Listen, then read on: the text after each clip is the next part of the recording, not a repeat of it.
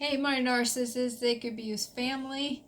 If you made it through my video with the bark box and all the background action going on and my lack of focus, thank you. I appreciate you.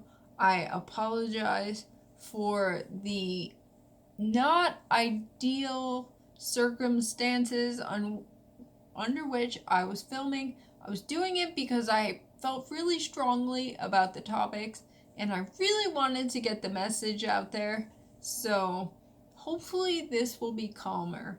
The topic I'm talking about today is how, as victims of narcissistic abuse, particularly if you grew up in a home with a narcissistic parent, flying monkey siblings, golden people, whatever. And, I unfortunately endured both. I came from a narcissistic home, and then I was engaged to a narcissistic creep.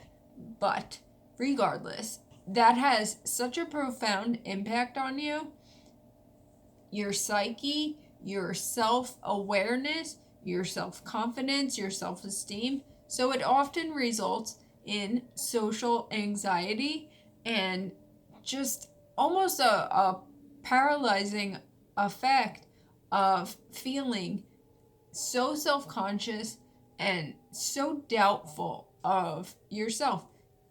Having a narcissistic parent, they turn off your intuition. They do that by strategically cutting you down. The most devious, disgusting thing, I think, about narcissistic abuse is how subtle it can be, and these people do it very strategically. They don't want to come across like they're a bully or the piece of crap that they are. Their reputation is everything. So they're always conscientious of that, and that's basically all they care about. If you are their child, they are. It's my dog. If you are a child of a narcissist, they're absolutely cutting you down and making you question yourself. And being a child in that type of environment, it's the most critical formative years of your life. And it's basically the foundation for our adulthood, for who we end up becoming.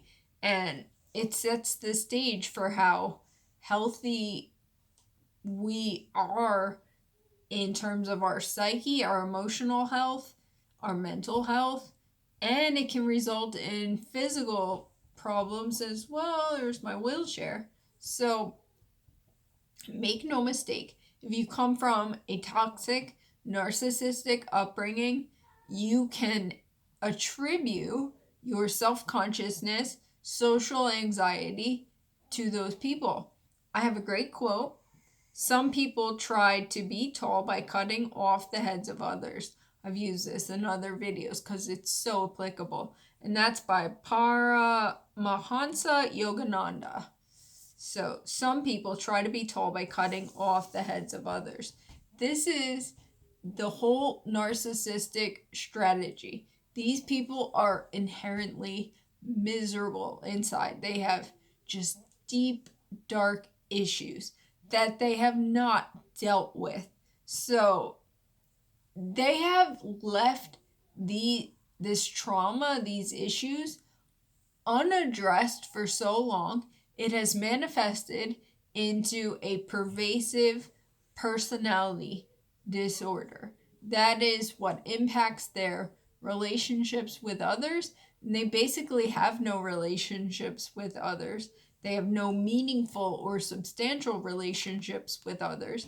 They view everyone as an adversary or someone that they can manipulate to achieve these goals that they have put in place for themselves or the narrative they're creating. So narcissistic parents, my mother, for example, is a perpetual victim.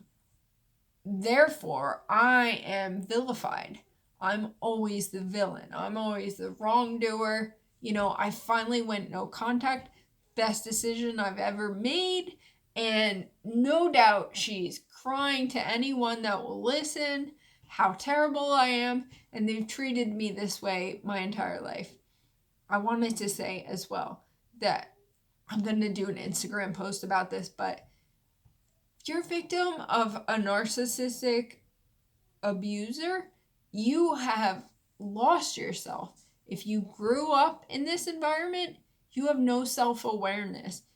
These people don't know who you are. Like, I've said that a million times because they tried to vilify me so much and basically say what a bad person I am, how awful I am, and everything that's wrong with me. But they have never acknowledged the good in me. The fact that I have been striving to be the best person I can be for as long as I can remember. And my goal has always been to help people. That's why I have my graduate degree in psychology. None of that matters. It doesn't fit the narrative of my toxic duo. In their eyes, I'm bad. I'm inherently bad. So they have no idea who I am. But unfortunately, as a residual effect of that, I don't really know who I am. You're probably struggling with this as well. We have been strategically cut down and filled with so much self-doubt, that inner critic. We have an outer critic. Narcissists are the most entitled, judgmental people on the planet, but they're able to instill this wicked little voice inside of us that when the narcissist isn't around, they're making us feel badly about ourselves regardless. My ex did that to me as well. Like, he was always making me feel like I wasn't good enough, that there was something wrong with me in order to elevate himself. And the narcissist does this as well.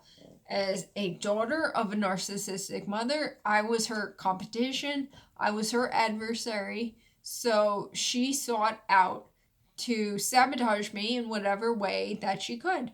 So we are filled with so much doubt and uncertainty. We're so unsure of ourselves. We're conscientious. We have a relentless inner critic.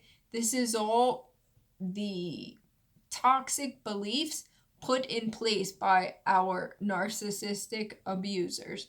And if they were your parent, they absolutely had full access to you, uncontested access to you. Because up to the age of 7, I say this all the time, but we're in a theta brainwave state.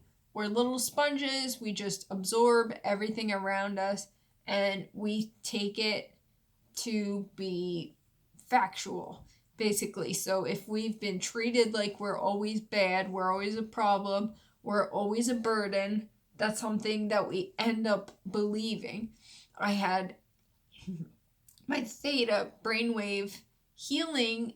I put that video up as well. One of the things that I learned was that I believe that I'm inherently bad, that I'm isolated, that I'm alone, and absolutely, I identify with that stuff. It's things that I didn't consciously realize, but it's programmed into my subconscious. And through doing that work to uncover these believed, truths within me, absolutely, I get it. I see it, and you probably struggle with this as well. So, part of our recovery is getting more in touch with ourselves. I do a lot of meditation. It really makes a difference. You don't appreciate how much of a calming effect it has on us, because a lot of us are stuck in the sympathetic nervous system response of fight or flight. So we're always ready to defend ourselves. We're always on the defensive. We're always scared. We're scared to get close to people. We're scared to be vulnerable. But it's a beautiful thing when you finally overcome that stage of toxic programming that these wicked people programmed into us. So they strategically cut us down. They will deny our reality. They will dismiss us. Everything that is, they present as adults. So, there's like a cognitive dissonance there.